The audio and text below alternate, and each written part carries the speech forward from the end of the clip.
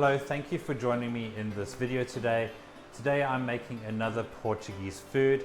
This time around I'm making pastéis de nata, otherwise known as Portuguese tart. This food is known for its flaky pastry and nice creamy filling on the inside. It's renowned in Portugal and even across the world. Pastéis de nata does have a special place in my heart because I'm Portuguese, obviously. And if you're ever in Portugal, please go to a place called Belém. It's a little suburb, I think, of Lisbon, and there is a cafe called Pastéis de Belém, right in the center of Belém. It is by far the best pastéis de nata I've ever had in my life. In actual fact, it's called Pastéis de Belém because their pastry is so unique. Even though it is a Portuguese tart, it is somehow elevated. There's a secret ingredient in there, I'm telling you right now, because I've never had a pastéis de nata like that one. So if you're ever in Portugal, please go to Belém. Making pastéis de nata from scratch is a little bit of a process. So technically there's two parts. There's the pastry and the custard. With the pastry, it's important to keep the ingredients very cold throughout the process. So what you'll notice is that we'll keep returning things back into the fridge in order to make sure that the butter is completely solidified. So even at the end, once you've molded the pastry into the little trays, you're going to place that back into the fridge to make sure that it's completely cold. This is very important when cooking a pastry. You want the pastry to be nice and fluffy and flaky, and the way to achieve that is by placing very cold pastry with butter into a very hot oven. There is a bit of a shock with the cold and the hot that creates layers within the pastry. The next phase is to create the custard, and the custard comes in two parts. First we have to make the sugar syrup, which is quite straightforward, and then we have to make a thick sauce, almost like a white sauce with flour. And then we incorporate all the ingredients and place that in the fridge again to cool down. And then finally we add in the eggs to create a rich and delicious custard.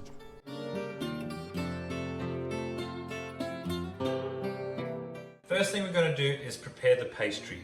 Grab yourself some baking paper, measure out 180 grams of butter, place the butter in the center of the baking paper, and we're going to fold the baking paper in half, and we're going to roll the butter into a rectangle shape.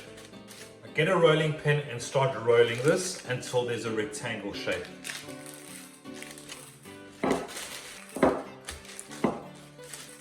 Place this in the fridge for about 15 minutes, and let's get started with the next part. While the butter is in the fridge, measure out 250 grams of all-purpose flour.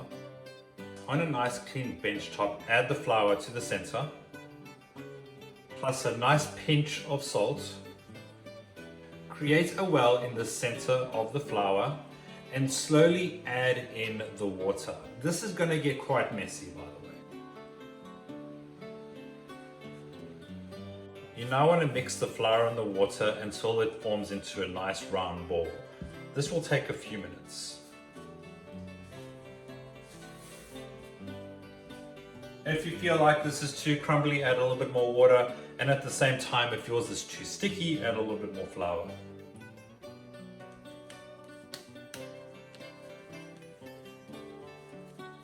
Now that I've created a nice uniform ball, cover in Glad wrap and place it in the fridge for 15 minutes. While the butter and the dough are in the fridge, feel free to skip ahead to the filling. On a nice clean bench top, add a generous amount of flour.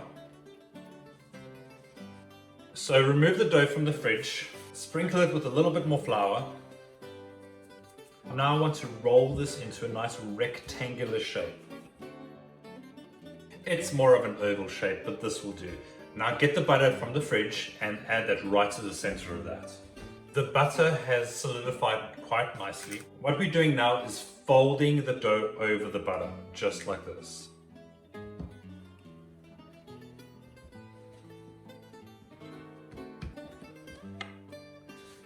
Spread that flour around a bit.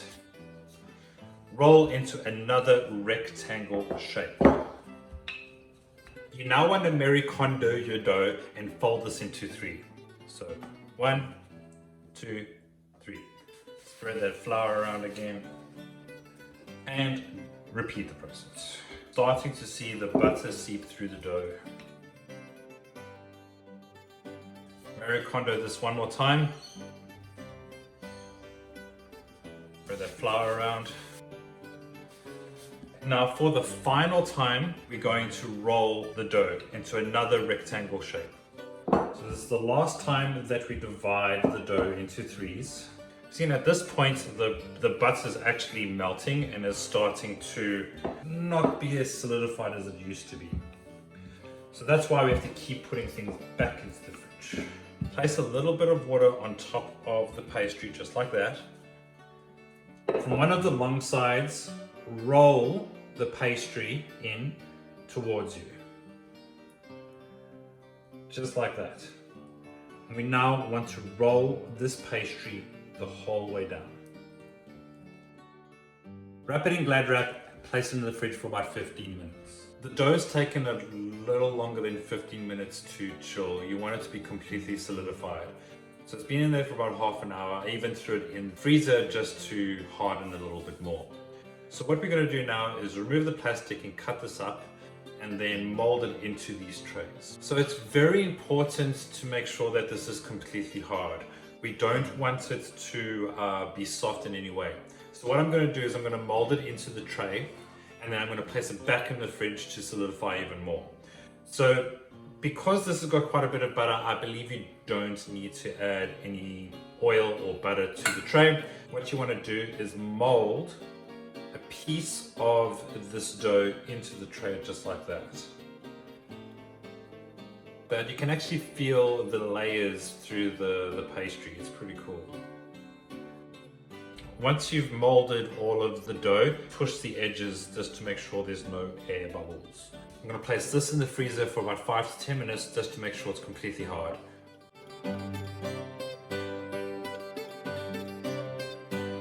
I've added 250 grams of sugar into a pot. Now I'm going to add half a cup of water, cinnamon stick, and some lemon skin. Bring this to a medium-high and boil for 2 minutes until the sugar has completely dissolved. You don't want this to caramelize or to turn brown. We just want to melt the sugar and allow for the lemon and the cinnamon to infuse a little bit into that syrup. Take this off the heat and transfer this into a separate bowl. Remove the lemon skin and the cinnamon stick. Set that aside and allow this to cool. In a pot, measure out 30 grams of flour, followed by 5 grams of cornstarch. Good pinch of salt. Slowly add in a cup of milk and make sure that the flour is completely incorporated. It's important to whisk the flour in cold milk, otherwise clumpy bits will form. On a medium-low heat, add the flour mixture to the stove and consistently mix this until it's nice and thick. This is actually starting to thicken up real quick, and make sure you constantly stir. You want this to become like a nice thick white sauce. Remove the flour mixture from the heat. Now slowly add in the sugar syrup, and you want to do this in stages, not all at once. And after each stage, you want to make sure that it's mixed nicely. Transfer this into another bowl and then place this in the fridge for about 15 minutes. While the other items are in the fridge, let's prepare some eggs. 3 egg yolks plus 1 full egg. We are ready for the final step of the filling. What we're going to do now is get that custard that's in the fridge, and we're going to incorporate that with the eggs. So I'm just going to transfer that mixture into this bowl here. Mix in the eggs and whisk this until incorporated.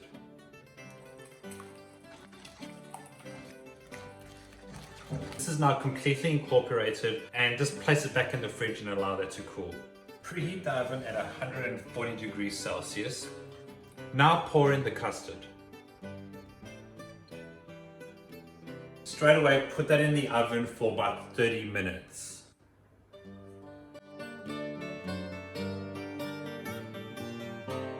This is take 2 for the tasting.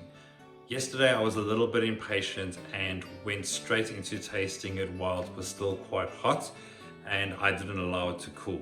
That was a little bit of a mistake because the pastry was still quite oily from being straight out of the oven, And on top of that, the filling was also very sweet.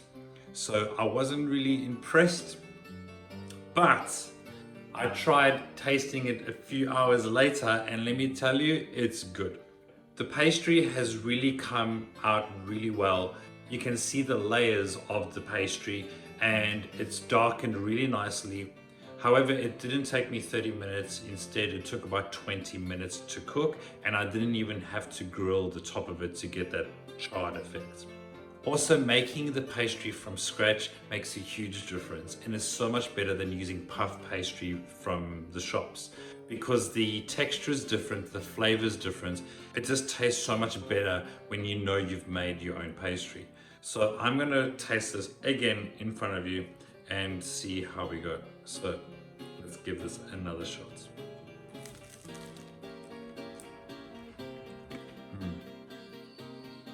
Now that's a Gestaltnatter. The pastry is really crisp. The filling is rich and creamy. Another note, when I was making this yesterday, I had enough pastry to make about 20 Gestaltnatter, but the problem is that there was only enough filling for about 12 or 13 of them. So what I've done is, for the remainder of the pastry, I've actually placed it in the fridge, and I'll just use it for something else next time. So if that does happen to you, just place it in the fridge or just make more filling. I'm not sure if I overfilled them or made them too high. I do find that mine are quite deep, but it's delicious. So anyways, I hope you enjoyed this video. This was a pleasure to make. So until next time, bye-bye.